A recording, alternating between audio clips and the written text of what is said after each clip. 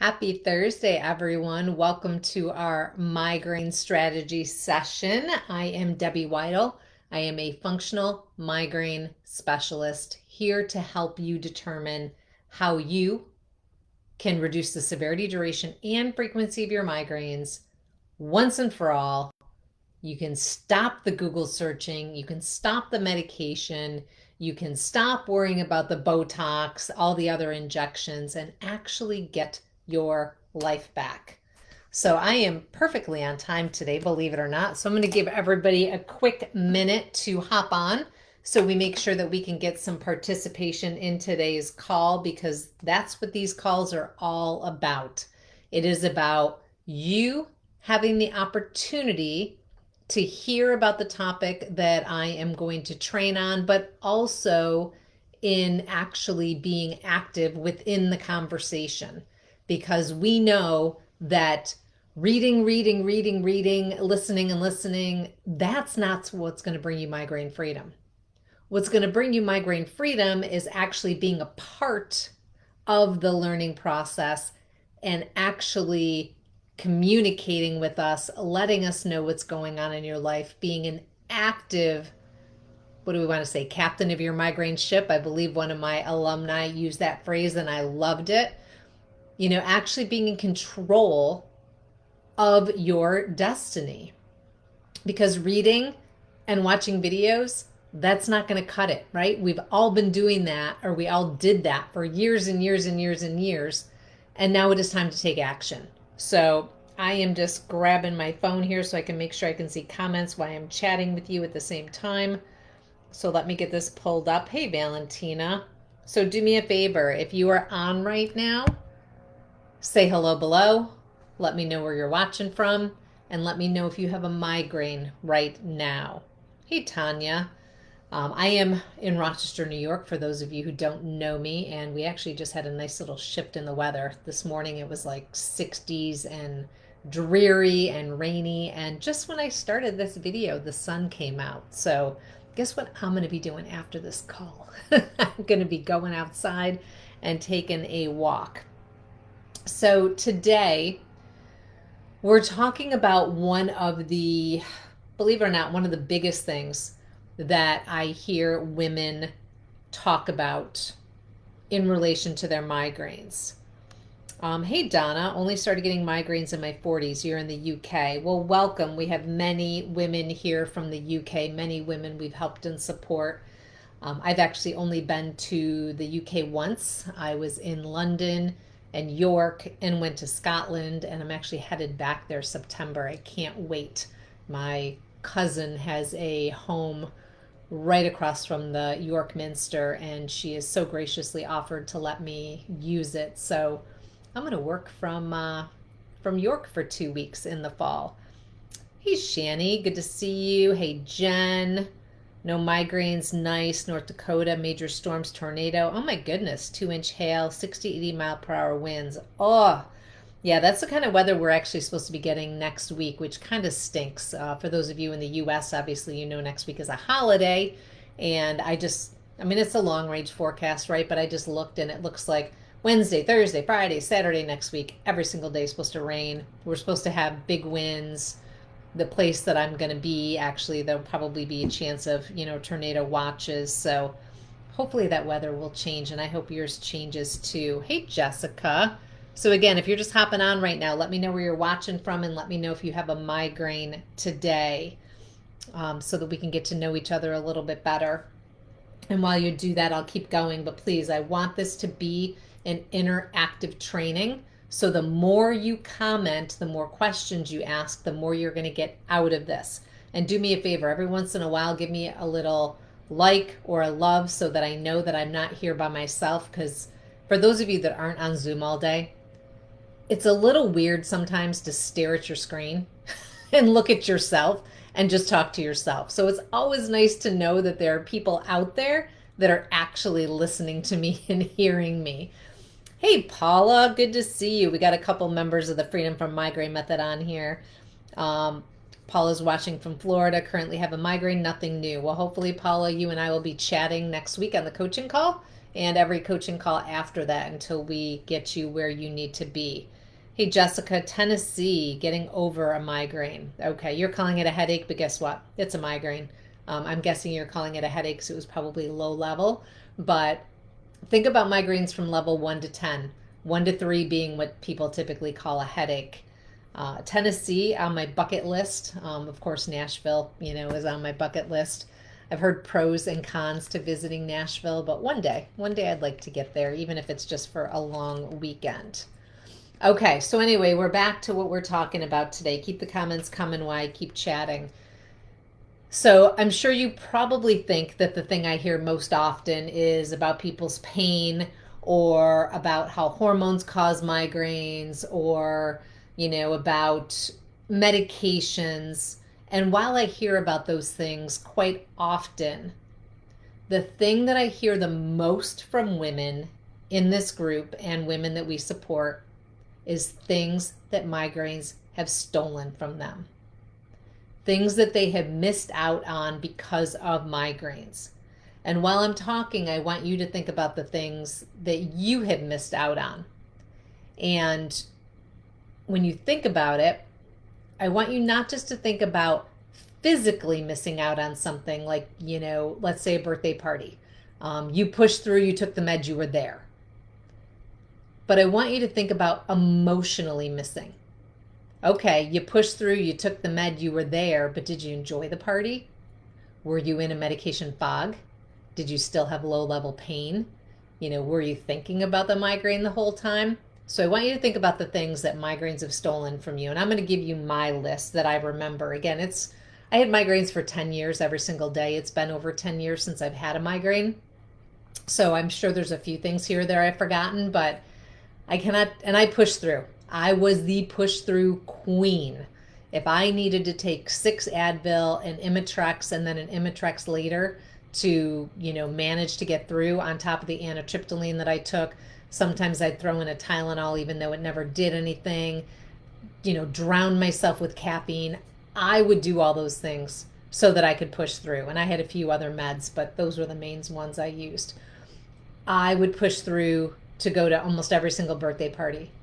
I pushed through, I can't even tell you how many weddings, sporting events of my kids. My son played baseball, my daughter played basketball, my daughter did dance, my son did karate, and all of those events can get really loud. Baseball is probably the quietest one, thank goodness, but can you imagine being in a dojo, going through, listening to everybody breaking boards and doing all their katas and all that. Oh my God, it was so loud.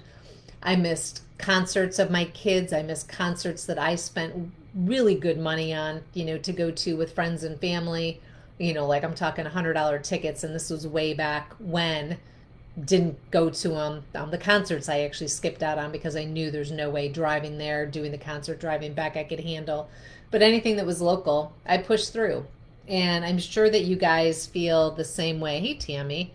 So what kind of things are migraines stealing from you right now? I want to see everybody give me a couple things that they're missing out on. And also stop to think, I just listed off events, right? Events that I was missing. But the other things that migraines stole from me were the everyday things. And I don't really need to get the birthday party back or the wedding, or the sporting event or even the concert that I wanted to go to. But the time that I really want back are those snuggles at bedtime with my kids, or even just giving them a bath and not feeling absolutely bitchy and miserable and praying for bath time to be over. I miss, not that thought of not being able to say, okay, it's a beautiful day out, I'm going to take the kids to the park, or I'm just going to go outside and blow bubbles with them, or I'm going to call my dad up and just take him out to lunch, just little things like that I couldn't do. And if I did do them, I didn't really enjoy them fully, because again, I was medicated so that I could do it. I very rarely made plans, When my kids look back on their lives, we didn't have a lot of vacations planned when they were little. The only place we ever vacationed was really camping. And that's because we owned the site. We actually have a site that we own in a private campground area, 299 sites there. So we knew it was our space and we knew we could go home really quickly. So that was a safe thing for us to do. And that's probably why they love the place so much now. It's called Fawn Lake, and we still go there. We still own it. It was my in-laws, and we, acquired it sadly, after their passing. But fortunately, the kids love it. But that's all they remember because we couldn't do a lot of other things. And they'll bring up stories about things that they did with us. And I'll be honest, I don't remember half of it. My husband sits there, he remembers. He's like, oh yeah, I remember doing that. I remember doing this. I'm like, I don't. And some days it makes me really sad, even to this day, that there's so much of their childhood that I just don't remember. Now I try to put it in perspective, that I am now migraine free. I have 2 amazing adult children, and I can make new memories and do things with them now. So I'm very blessed that I could do that. But if I really let myself reflect, it makes me pretty sad. Pretty sad that I didn't know then what I know now. And that's the reason I created this group. That's the reason that I created the Freedom From Migraine Method program, why I created the Destination Zero program, why I created our Migraine Freedom Protocol that we use in everything that we do. That's why I created that, because I don't want you to have to go through the same thing. I actually had a conversation with a woman, I want to say last year now, and she told me she missed her own wedding. She was there. She got through the vows. I think she got through a little bit of the reception, but then after that, she went to bed. So her wedding kept on without her. I don't want any of you to have to do that. So let's see what we've got going here. Hey Marie, how are you? Graduation, suppers with family, missed a lot of time with my grandkids, vacation and car travel in general. Oh, Jessica, we can help with that. Vestibular migraines, they're like one of the easiest things to help with. Doctors won't tell you that, but we help women with vestibular migraines all the time. If you get a chance, watch Rhonda's video in the group, and if you can't find it, just comment Rhonda below. Lisa Forrester, those are the 2 people that I'm thinking right off the top of my head. But let us know if you need, tags on those. We can make sure we get you those, because no reason to have vestibular migraines, 0 reason. So now that we kind of know the things that all of us are missing out on, let's think about why. Why do we do that to ourselves? Why do we, most of us assume that we have one life to live, right? And if we do have 2, it's probably going to be a totally different life. I don't think any of us think we come back exactly the same, if you do believe that, right? So we have this one amazing life to live. Why do we want to waste it on migraines? And I kind of went back through and thought about all the conversations I've had with women, which have in the thousands. And number 1, the reason why we kind of quote unquote allow this to happen is we don't know that there's another way to live. So we're not really allowing it to happen. We're just assuming that it has to happen. We're just assuming that this was the hand that we're dealt and we're stuck with it, right? Because we think, okay, these doctors that have these fancy degrees, that have this white coat that they're wearing, that they know the answer to my issue, right? They've told me that the only thing I can do is take migraine medication. They've told me the only thing I can do is Botox. They've told me, I can't tell you how many neurologists have told my clients that they can't even help them. Like, we're done. We don't know what else to do with you. So that's kind of the first thing, is you don't know what you don't know. But fortunately, we know. So if we can share that with you, please let us know. What's the other reason that we stay stuck in where we are? It's because we've tried the wrong things, so we're afraid to try something else. How many of you, how many of you have tried what you feel is this massive laundry list on how to end your migraines? Give me a thumbs up or a heart right now if you're watching and that's you. You know, you feel like you have tried it all. I've done acupuncture, I've done chiropractics, I've done physical therapy, I've done massage therapy, I've done abortives and preventatives and over-the-counters. I've tried off-script medications. I've done Botox. I've done nerve surgery. I've had a hysterectomy. I've done elimination diets. I've done essential oils. I've done heat. I've done ice. I've done supplements, CoQ10, Butterbur, Feverfew, magnesium. What else have we done? You know, we've done it all, right? I mean, I could keep going, but that's like the top of the list. Those are the things I hear most often. So you try all those things, and you think because you've tried all those that there's nothing else out there. That there's absolutely nothing else out there that's going to help you. But guess what? The majority of what I just listed are management tools. They are not migraine eliminators. They are management tools. So you did try all those things, and maybe they did do what you wanted them to do. They managed your migraines. They managed the migraine when it showed up. They knocked the severity down a little bit. They knocked the frequency down a little bit. But if what you really wanted was to end your migraines, then those were the wrong things. Now, I did throw food in there and a couple other things that are part of actually eliminating migraines.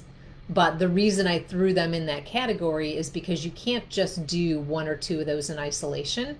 You need to work on all 6 key areas of inflammation, which includes food, but it's also electrolyte symmetry.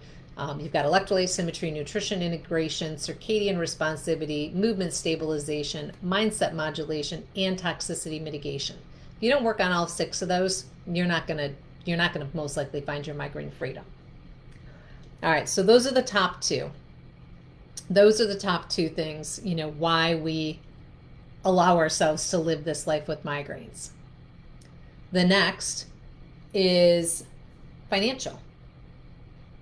Financially, we feel we need to put our family first in the long run. You know, we feel that as a parent, it is our responsibility to give everything that we have to our family, our children, our spouse. But what we forget is if we continue to have migraines, we're not going to be able to give everything to our children, to our spouse, to our parents, because we don't have everything to give. I don't care if you take every medication on the face of the earth and push through. You are not at 100% if you are chronically inflamed, and that is what you are if you have migraines. So you will have brain fog, you will have less energy, you will have joint pain that may keep you from doing some things. You will end up triggering autoimmunity, which will put limitations on your life.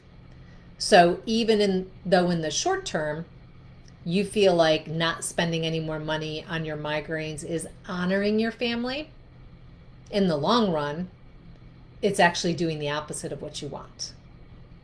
Now, that does not mean I want you to go out tomorrow and go spend $1,000 on more medication and supplements. If you're going to spend more money, you got to make sure you're spending it on something that is going to actually achieve the goal that you want to achieve. So if that goal is migraine management, go ahead, but you'll continue to spend that money forever. If your goal is migraine elimination, then you need to figure out what the right next step is for you to actually work on that root cause so that you're only spending money one more time, and that's it. You know, you're not going to have to continue year after year after year to spend money. I spoke with someone the other day that's spending $4,000 a year on migraine management. $4,000 a year. In 5 years, this person is spending $20,000 on managing their migraines. Wouldn't it be easier to spend $1,000 or $2,000 right now and just end them? And just never spend the money again? I mean, that would put $18,000 in your pocket, right? So again, we don't know what we don't know. We think that we're doing the right thing by not spending the money, but in the long run, it's probably not working for us. So what's the other reason? What's the other reason that we continue to allow migraines to take control of our life? And this is a big one. And I never thought this would be a big one. I really didn't. But I'm hearing this so much more. Now, before I tell you what it is, let me know right now. Does anyone resonate with the ones that I've already said?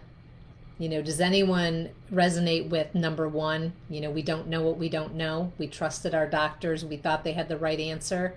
Or does anyone resonate with number two? We tried the wrong thing, so we're afraid to try something else. Does anybody resonate with number three, that finances are a concern for you? Let me know below. Give me a 1, 2, or 3. Let me know what resonates with you. Hey, Paula and Jessica. Good to see everybody. I'm so glad everybody's here. Paula's going to Savannah and we'll have a great time, headache or not. Well, Paula, you know where to reach out for support so that doesn't happen, right? We're going to keep that positive attitude and we're going to work hard at it for sure. Kathy's number one. Yeah, absolutely. My goodness, I swore what my neurologist said was gospel.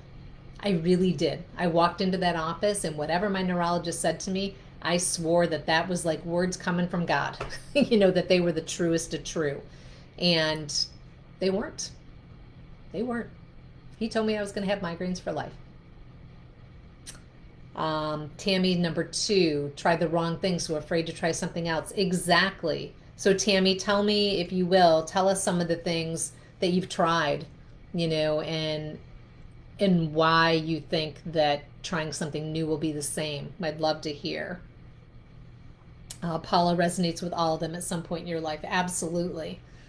So while you guys keep giving me comments here, 1, 2, or 3, I'm going to keep going on the one that I was really surprised is kind of almost number one right now in what I'm hearing lately.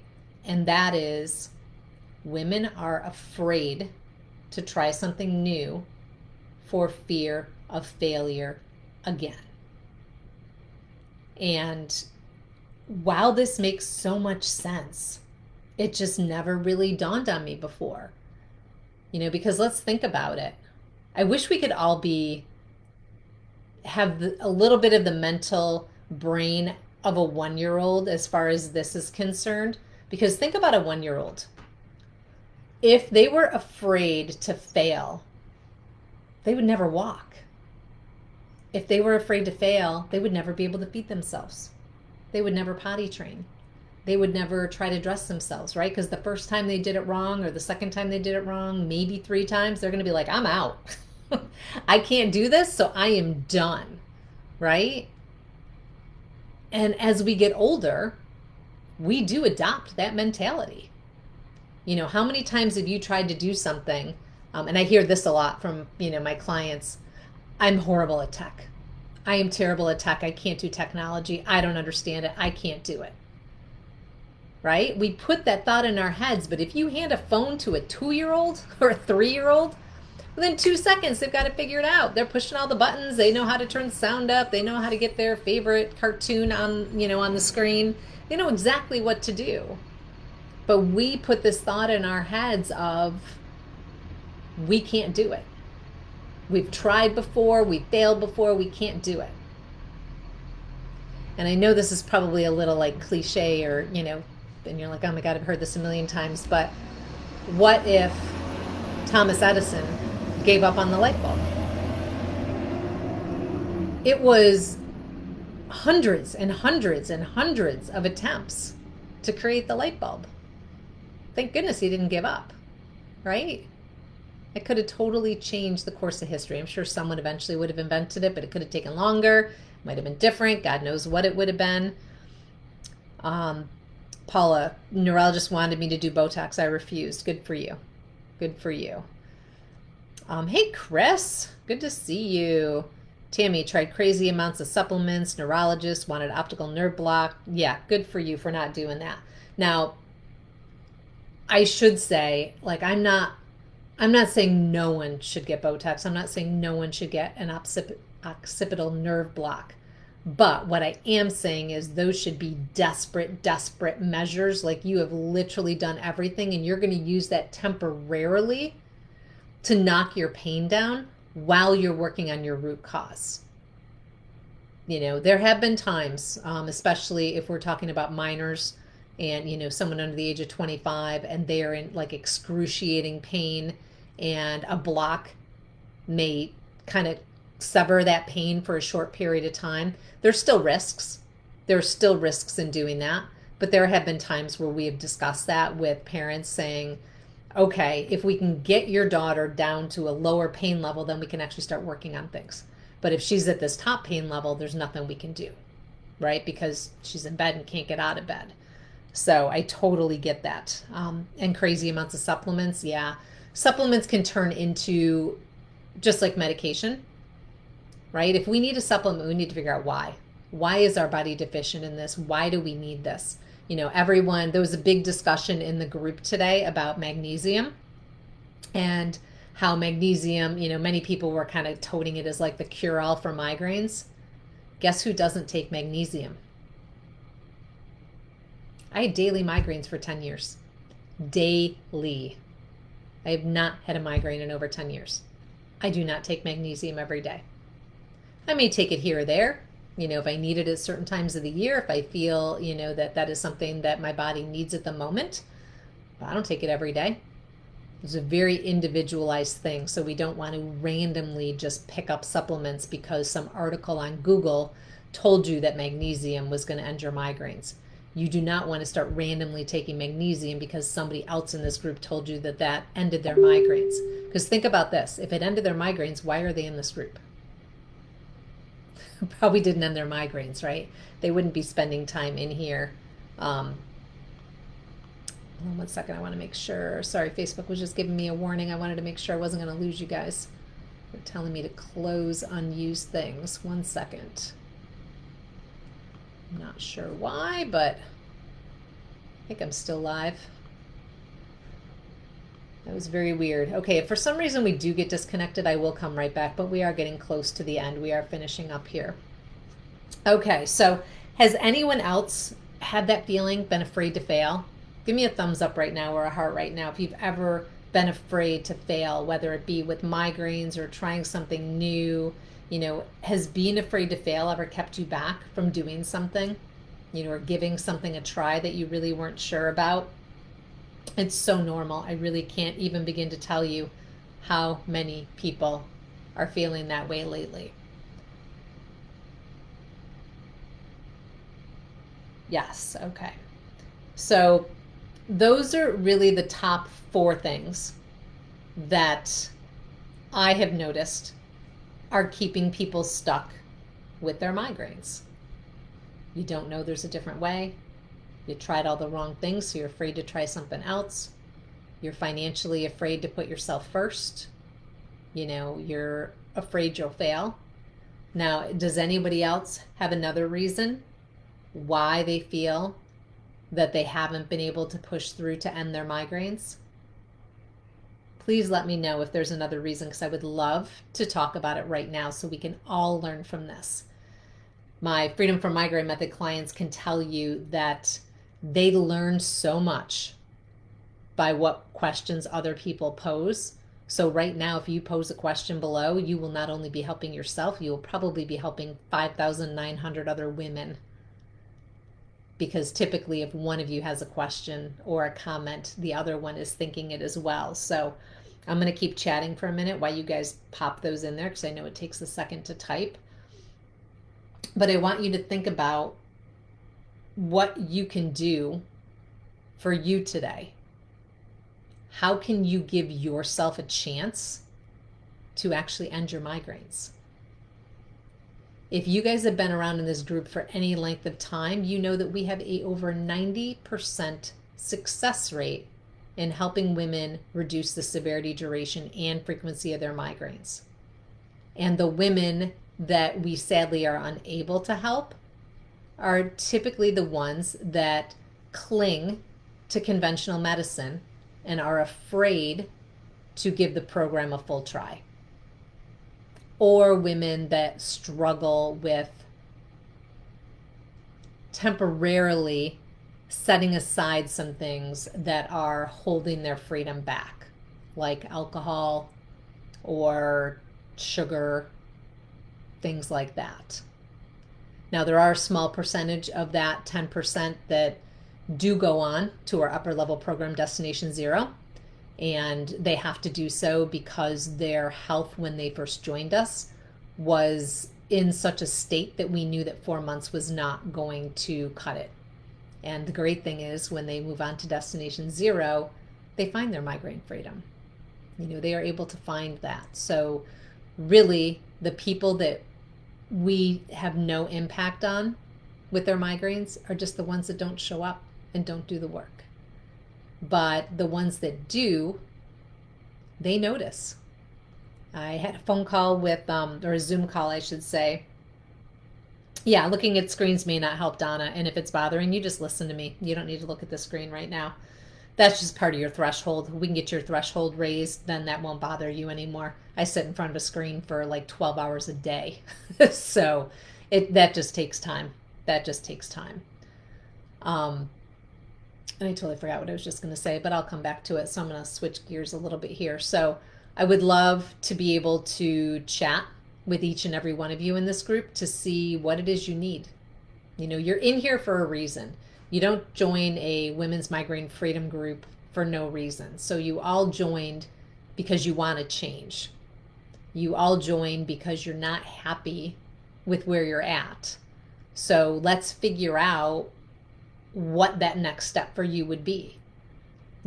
Is the next step you going through all the guides in this group on your own and learning what you can and then maybe reaching out to us after? Is your next step saying, nope, I need one-on-one coaching right now? I am not living life. I am concerned for, my health and I need support right now. And, or are you someone that's like, yep, I am ready for some, group programming. I want to be in a program with other women that are working through the same thing that I am and get help from coaches. Or do you just want the coaches right now just to send you a few things in Messenger that you can listen to on your own? Like maybe you're going to binge my podcast, the Migraine Freedom Your Way podcast, which you can find on Apple, Stitcher, Spotify, Amazon, wherever. Whatever it is, though, what commitment are you going to make today for you? And it's okay to start small and work your way up.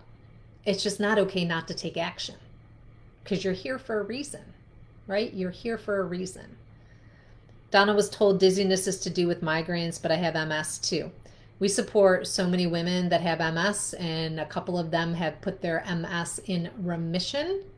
And those that have not been able to put it in remission have actually drastically reduced the symptoms that they're feeling and have been able to reduce the medication that they are taking for MS. So the reason that so many people have MS and migraines is because of chronic inflammation. MS is basically triggered by inflammation as well as all other autoimmune conditions. And when you have migraines, you're chronically inflamed. So if your weak link in your body happens to be something that's in relation to MS, well, guess what? That's what shows up. If your weak link is diabetes, type 1, that's what shows up. Crohn's, that's what shows up, right? This is where genetics come in. Everyone says genetics is what? If your mother, grandmother, whatever has migraines, you're going to have migraines. No, it's not the case. That's your weak link. If you have a family history, that is a weak link in your family history, but that's not a life sentence. Not a life sentence at all.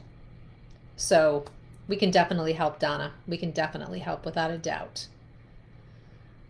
So I don't see any comments yet on what you ladies plan on doing. So everyone tell me right now, I really want you to think, because again, you can sit here and listen to me. You can sit here and watch me, but unless you really think and come up with a game plan, nothing's going to change. Absolutely nothing's going to change. So what are each and every one of you going to do? Do you want a resource? Do you want to jump on a call? Do you want to maybe think about the 2-week membership trial? What is it that you want to do? Do you want to go through the guides on your own? Tell me below what it is you want to do, and a member of the team will make sure that you have the support to do that.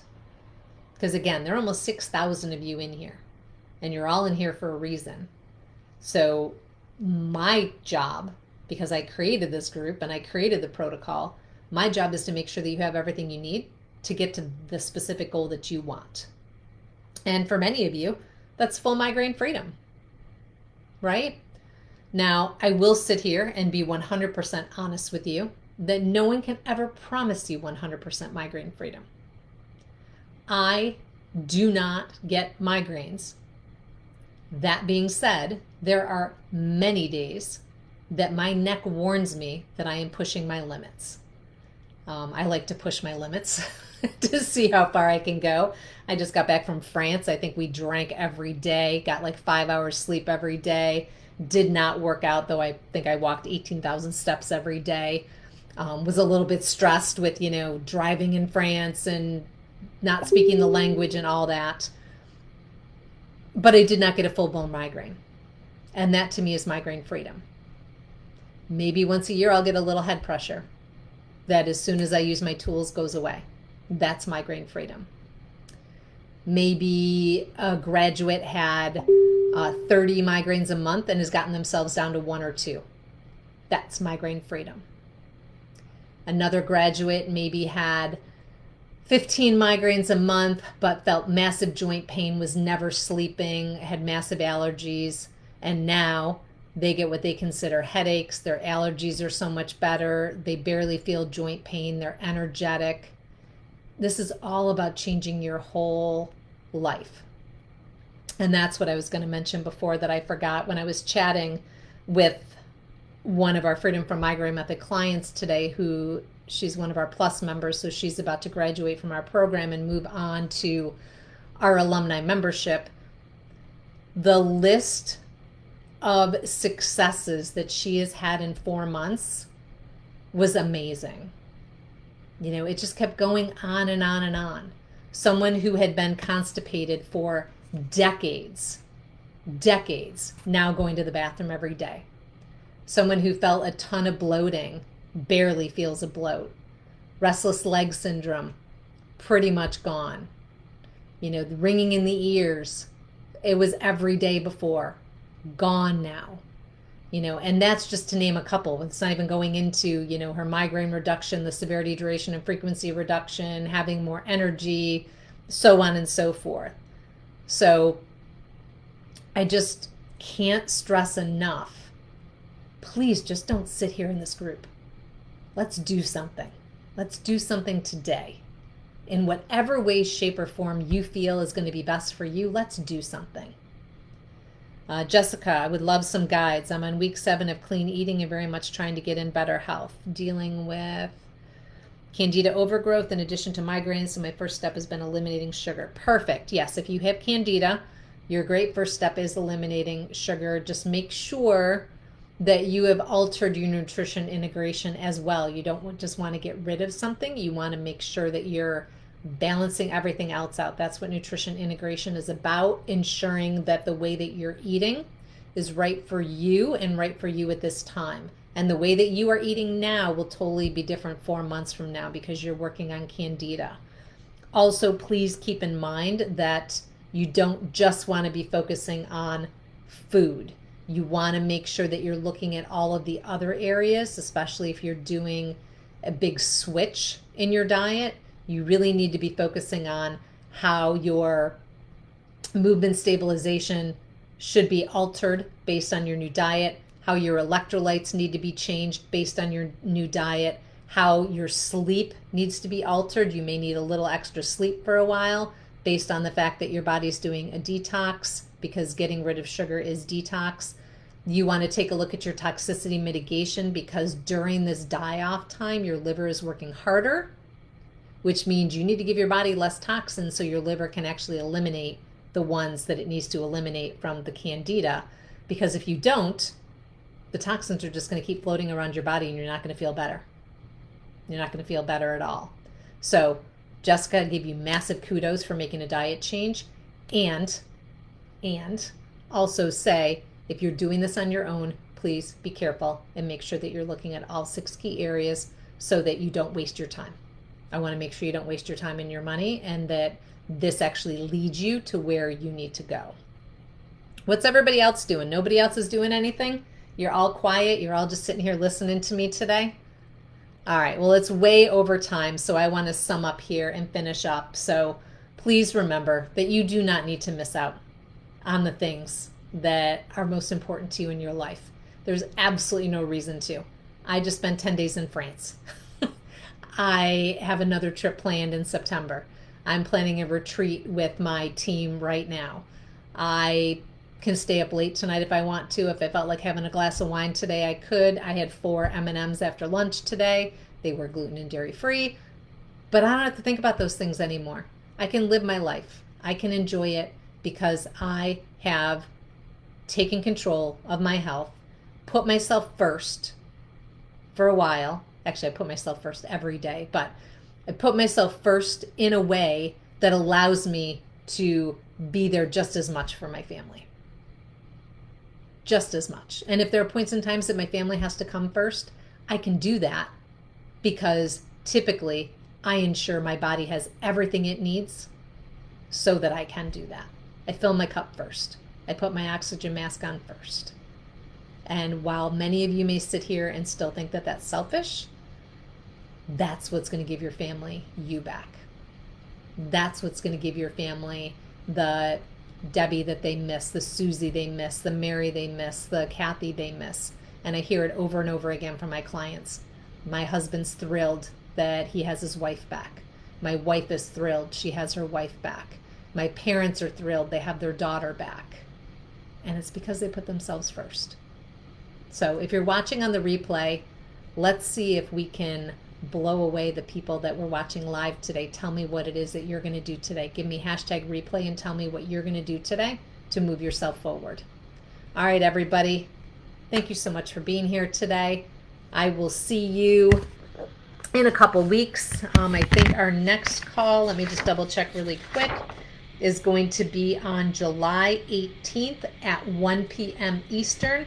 You are going to get a special treat that day. We're actually going to have 3 or 4 alumni of the Freedom From Migraine Method jump on and talk about how they went from taking massive medication to 0 or 1 medications and found their migraine freedom.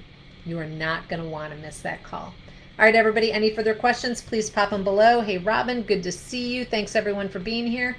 Have a great day. We'll see you in the group. Here's to your migraine freedom, everybody.